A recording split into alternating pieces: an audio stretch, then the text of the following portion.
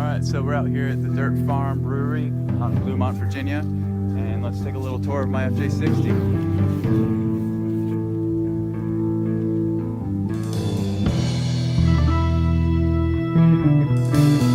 Standing at the station, rain don't make a sound. Got a Bible in my pocket, 'cause the plane's just shut down. Mind is all confusion, I believe I'm in a place. My Bible at the window, there's a train. So this is my 1987 FJ60. Her name is Nora. This is actually my second FJ60 that I've had. Ironically, both 1987s. Arguably the best year ever. There's been a lot of things since I've got the truck that I've done. It's got the 2.5 old emo lift, and I took these mirrors off my old truck that came from Peru. I like them a little better, as well as this radio antenna that kind of gives some flexibility when you're on the trails. We have the roof basket, which I got off Craigslist for cheap. It's made out of aluminum, which makes it easy to add any type of thing that I may want, such as hooks or my LED fog lights, as well as these roof racks. I got these off of Craigslist as well, $12, ground score I think. And the mud tires that I'm running on it are 33s, pretty aggressive. They're the Extreme MT Pro Comp, so I think they're pretty good. Probably in need of getting new tires here soon. So I just installed the CB radio antenna. The CB radio is going in a couple days. It's a Fire Stick 3-foot. I was able to fabricate a bracket for it so it can sit on the stock lift gate section here. So just a couple quick welds made out of steel. I think it cost me $10 at Home Depot. So all this stuff is all my stickers from kind of being on the road. I turned them all into magnets so that I could switch them through tailgate to tailgate, because we all know that the rust on these FJ60 tailgates is pretty bad usually. So also kind of went through and put LED lights for the license plate, and I'll show a night clip of that here in a minute. So it really just makes that whole section bright when you're driving down the road. Let's take us inside real quick.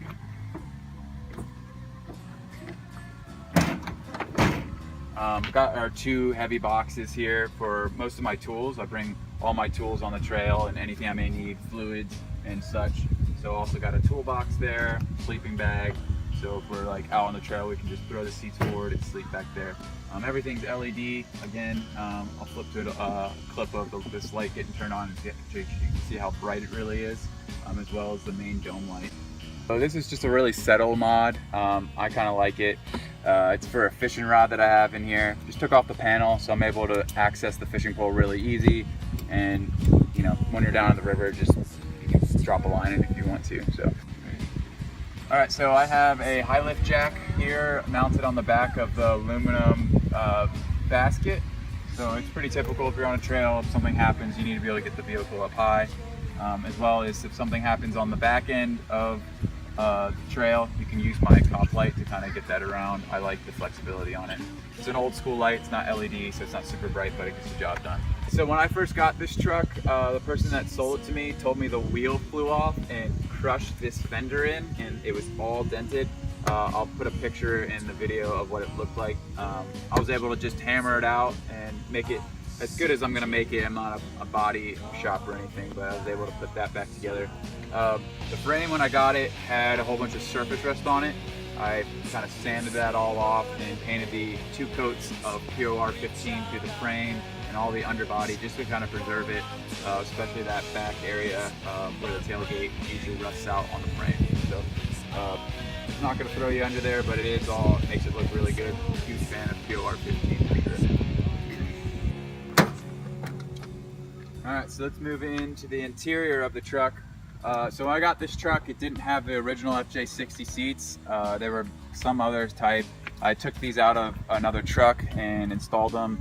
I have a seat cover on them just to kind of preserve it. I mean, it has a typical rip on the side here, but never has really caused me problems. I think they're more comfortable than the ones that were in here. People kind of say otherwise. This truck also came with the old school steering wheel wrap, which definitely makes a whole different driving experience and makes it a little more comfortable when you're going down the road. So as I pointed out earlier, we have the LEDs up top on the roof rack. This is all kind of a custom loom that I made myself. It's all run through the firewall, all the way down the side panels here under the carpet, all the way up the seat belt and out the side of the door up to the roof rack. So haven't seen any issues with it. It works fine, but able to really kind of get that whole wiring up there nicely. Alright, so let's take a look at the engine bay real quick. Done a couple settle mods to that as well. So a couple things that I've done is I put a 3-row radiator in here. It's all aluminum. I think it cools the motor a lot better. As well, while I was in that section, I cut the fan shrouding in half, which makes really easy access to the water pump or anything on the front of the motor. Because it's a pain in the butt when you're have to take the whole radiator out just to get those items off. So I'll show a video of that here in a second. Also have a special switch, so at night I can work on the engine bay. These are LED lights that kind of shine over the whole engine. I'll cut a clip in at night, kind of what that looks like.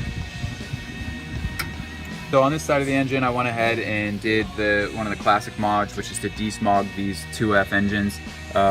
Took the old smog pump, which was gutted anyways from failure going down a mountain pass a couple months ago. So installed that in, as well as I took the time and put in a header, which definitely helps out with just kind of getting a little more power out of the motor. I also like the sound of it. Some people debatably don't like that. With the upper intake, when you took the manifold off, there was no way to heat that up anymore since they are connected. So I added a heat riser pump on this section of the manifold. So never had any issues, but it works really great during those cold winter mornings or winter nights.